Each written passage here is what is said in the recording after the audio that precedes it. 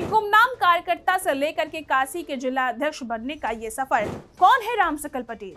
वो नाम था राम सकल पटेल। राम सकल पटेल अब सिर्फ एक नाम नहीं है, बल्कि वो काशी में भाजपा के नए सेनापति हैं। काशी ने अपने इस लाल को पलकों पर बिठा कर रखा। राम सकल पटेल काशी की राजनीति में सफलता के कौन से नए आयाम स्थापित करते हैं? क्या पीडीए फॉर्मूला टूट जाएगा? काशी यानी कि भारतीय राजनीति का वो सबसे बड़ा केंद्र जहां से तय होती है देश की सियासत का दशा और दिशा। प्रधानमंत्री नरेंद्र मोदी की संसदीय क्षेत्र जहां हर एक राजनीतिक हलचल पर पूरे देश की निगाहें टिकी होती हैं। साल 2024 के बाद से जब उत्तर प्रदेश की राजनीतिक एक नए मोड़ पर खड़ी थी, तभी देश के सबसे बड़े राजनीतिक दल भारतीय जनता पार्टी के मुख्यालय से एक सूची जारी होती है। एक ऐसी सूची जिसने लखनऊ से लेकर के दिल्ली तक के राजनीतिक पंडितों को हैरान करके रख दिया। वाराणसी देश की सबसे वीआईपी सीट, हर किसी की उम्मीद थी कि यहाँ की कमान किसी बहुत बड़े रसूखदार नेता या किसी पूर्व विधायक या किसी बड़े कॉर्पोरेट प्रोफाइल वाले चेहरे को मिलेगा। लेकिन जब नाम सामने आया तो हर कोई एक दूसरे का मुंह ताकने लगा। संगठन के ही कई लोग चौंक गए।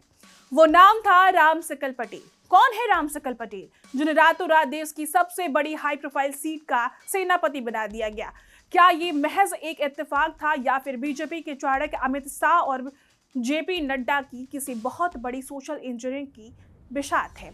आज की इस विशेष रिपोर्ट में हम आपको हर परत दर परत खोलेंगे। राम सकल पटेल, वो पूरा इतिहास, उनका 20 साल का गुमनाम राजनीतिक संघर्ष और वो वजह जिसे उन्हें काशी का राजा बना दिया गया है। कौन है राम सकल पटेल, जिन्हें रातों रात देश की सबसे बड़ी हाई प्रोफाइल सीट का सेनापति बना दिया गया? जब राम सकल पटेल अपनी युवा अवस्था में कदम रख रहे थे, तब देश में एक वैचारिक क्रांति चल रही थी। राम सकल पटेल का झुकाव राष्ट्रीय स्वयं सेवा यानी कि आरएसएस की तरफ हुआ। वो गांव की शाखाओं यानी गांव-गांव में जाकर के लोगों से स्वयं सेवा के रूप में उन्होंने सीखा। अनुशासन, देश प्रथम और संकल्प को बिना किसी नाम की चाहत के संगठन के लिए चुपचाप काम करते रहे। यही वो दौर था जिन्हें राम सकल पटेल के भीतर उस कड़े राजनीतिक चरित्र का निर्माण किया था जो आज उनकी सबसे बड़ी ताकत है। संघ की पाठशाला ने उन्हें सिखाया कि दरी कैसे बिछाई जाती है, पोस्टर कैसे लगाए जाते हैं और बिना थके बिना रुके संगठन के आदेश का पालन कैसे किया जाता है। साल 2005 का एक ऐसा पुराना जो पंचायत चुनाव का माहौल था। दीवारों पर हाथ से लिखे हुए नारे, लाउड स्पीकर बंधे हुए थे, ऑटो रिक्शा और गांव में घूमते हुए प्रत्याशी। संघ में सालों तक काम करने के बाद, तपस्या करने के बाद से राम सकल पटेल ने मुख्य धार की राजनीतिक में कदम रखा। साल था 2005। उत्तर प्रदेश की राजनीतिक में उस नाम का जो समाजवादी पार्टी और बहुजन समाज का दबदबा हुआ करता था। भाजपा पूर्वांचल में अपनी जमीन तलाश रही थी। इसी कठिन दौर में राम सकल पटेल को भारतीय जनता पार्टी ने जिला पंचायत सदस्य का टिकट थमा दिया था। उनके जीवन का पहला बड़ा चुनावी इतिहास था। चुनाव हुआ, नतीजे आए और राम सकल पटेल को इस चुनाव में हार का सामना करना पड़ा। एक आदमी नेता होता है तो शायद इस हार के बाद पाला बदल लेता या राजनीतिक में तौबा कर घर बैठ जाता, लेकिन राम सकल संघ के तपे हुए सिपाही थे। उन्होंने इस हार को अंत नहीं बल्कि अपने सफर की शुरुआत मानी। उन्होंने तय किया कि वो पद के लिए नहीं बल्कि संगठन को मजबूत करने के लिए जिएंगे। वो वापस अपने गांव मेहंदीगंज और आसपास के इलाकों में लौट गए। उन्होंने किसानों के बीच काम करना शुरू किया, उनकी समस्याओं को उठाया और धीरे धीरे पूरे बनारस में ग्रामीण अंचल में अपनी एक मूलक लेकिन बेहद मजबूत पकड़ बना ली। राम सकल पटेल की इस अटूट निष्ठा और मेहनत को भाजपा के वरिष्ठ नेताओं ने नोटिस किया। साल 2010 में उन्हें जीवन में एक बड़ा मोड़ आया जब उन्हें पहली बार भारतीय जनता पार्टी की जिला कार्य समिति का सदस्य मनोनीत किया गया। यानी ये वो दौर था जब भाजपा के पास साधन सीमित थे, लेकिन राम सकल जैसे कार्यकर्ता का हौसला बुलंद था। 2010 से लेकर के अगले एक दशक से भी ज्यादा समय तक राम सकल पटेल लगातार जिला कार्य समिति के सदस्य बने रहे। बनारस में कई जिला अध्यक्ष आए गए, नेता आए और गए, लेकिन राम सकल पटेल संगठन के उस रीढ़ की हड्डी की तरह बने रहे जो पीछे रहकर पूरी इमारत को संभाल रखा है। किसान मोर्चा की बैठकों के दृश्य और ट्रैक्टर पर सवार किसान भाजपा के झंडे और गांवों में चौपाल लगाते रामशक्ल पटेल किसानों को संबोधित कर रहे थे। क्योंकि वो खुद एक किसान परिवार से आते हैं, इसीलिए पार्टी ने भाजपा किसान मोर्चा के महत्वपूर्ण जिम्मेदारी सौंप दी उन्हें। उन्होंने बनारस के कोने कोने में जाकर के किसान चौपाल लगाई। केंद्र और राज्य सरकार की योजनाओं को, खाद बीज की समस्याओं को लेकर के सीधे किसान के घर पहुंचे। यही वजह है कि आज भी वाराणसी के ग्रामीण क्षेत्र में किसान रामशक्ल पटेल को अपना नेता नहीं बल्कि अपने घर का सदस्य मानते हैं। इसके बाद उन्हें जिले का संयोजक और कोऑर्डिनेटर बना दिया गया, जहां उन्होंने सरकारी योजनाओं को जमीन पर उतारने का काम किया।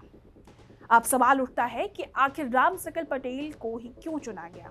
इसके पीछे 3 बेहद ठोस रणनीतिक और राजनीतिक कारण हैं, जिसे समझना बेहद जरूरी है। चलिए आपको समझाते हैं कि वो 3 कारण कौन से हैं जिसके कारण रामशक्ल पटेल को इतनी बड़ी जिम्मेदारी और बनारस का सेनापति बना दिया गया है। वाराणसी भाजपा में पिछले लगभग 10 सालों से एक ही नेतृत्व का दबदबा था। हंसराज विश्वकर्मा का एक बेहद महत्वपूर्ण मजबूत नेता रहे थे, लेकिन जब उन्हें योगी सरकार में मंत्री पद की जिम्मेदारी दी गई तो वो बनारस जिला अध्यक्ष का पद खाली हो गया। नियम के मुताबिक एक व्यक्ति एक ही पद पर रह सकता था, इसीलिए बनारस को एक नए चेहरे की जरूरत थी जो हंसराज विश्वकर्मा की तरह ही जमीन से जुड़ा हो और संगठन को संभाल सके। कारण नंबर 2 की अगर बात करें, इतिहास में पहली बार पटेल कुर्मी बिरादरी को कमान मिली है। बनारस के राजनीतिक इतिहास को अगर उठा करके देख लीजिए तो आज तक भारतीय जनता पार्टी के इस जिले में पटेल कुर्मी बिरादरी से किसी भी नेता को जिला अध्यक्ष नहीं बनाया गया था। बनारस और पूरे पूर्वांचल में कुर्मी, पटेल और मौर्य समाज की आबादी निर्णायक भूमिका में है। वाराणसी की 4 प्रमुख विधानसभा सीट सेवापुरी, रोहनिया और पिंडरा और शिवपुर पूरी तरह से पटेल बहुल मानी जाती है, यानी इस पूरी सीटों पे पटेल समाज की निर्णायक भूमिका निभाती है। अपने वोट बैंक से परिस्थिति को बदल सकते हैं।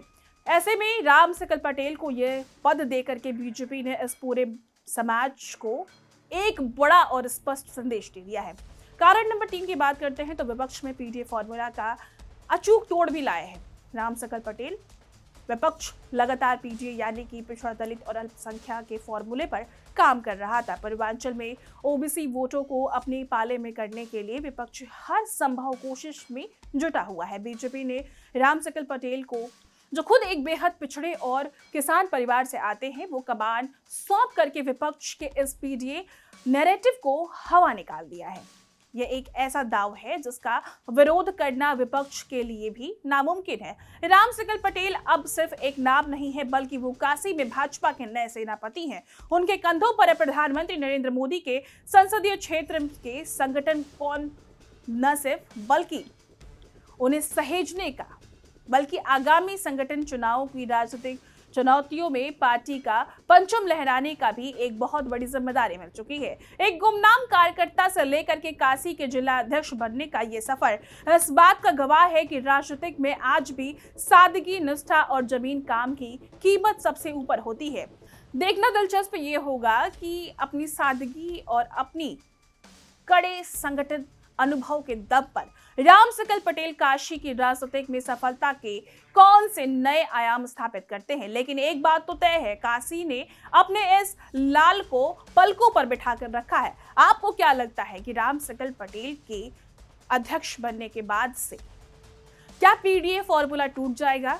क्या अखिलेश यादव का जो पीडीए फॉर्मूला है उसको पीछे छोड़ जाएंगे और इसका तोड़ निकाल जाएंगे रामशक्ल पटेल? जिस तरीके से विधानसभा चुनाव धीरे धीरे नजदीक आ रहा है, राजनीतिक हलचल देखने को लगातार मिल रहा है। कहीं अध्यक्ष बदल जाते हैं, जातीय समीकरण का एक बड़ा खेल चल रहा है। फिलहाल इस पूरे मुद्दे पर आप क्या विचार रखते हैं, कमेंट में जरूर साझा कीजिएगा। इसी के साथ मैं अनुप्रिया सिंह और आप देख रहे थे चेक पोस्ट न्यूज। ऐसी खबरों के लिए लाइक, कमेंट, शेयर करना बिल्कुल ना भूलिएगा।